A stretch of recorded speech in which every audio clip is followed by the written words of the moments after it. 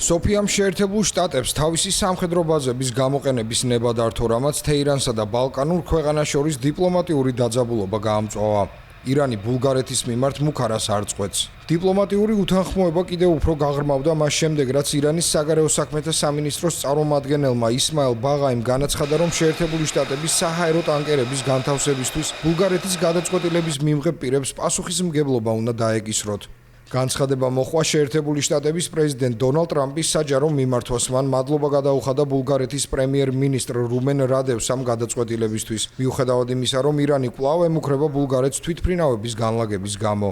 ეს თეირანის მესამე გაფრთხილებაა, რადგან აშკარაა, რომ ბულგარეთი ამ ნაბიჯით მხარს უჭერს შეერთებული შტატების სამხედრო ოპერაციებს ირანის წინააღმდეგ. მიუხედავად იმისა, რომ ბულგარეთის თავდაცვის მინისტრი დიმიტარ სტოიანოვი ამტკიცებს, რომ არ არსებობს სარაკეტო თავდასხმის რისკი, ქვეყანაში სიტუაცია კვლავ დაძაბულია.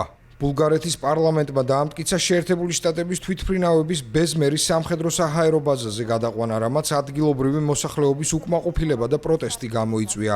ისინი ფიქრობენ, რომ ტერიტორია რეგიონული სამიზნე გახდება.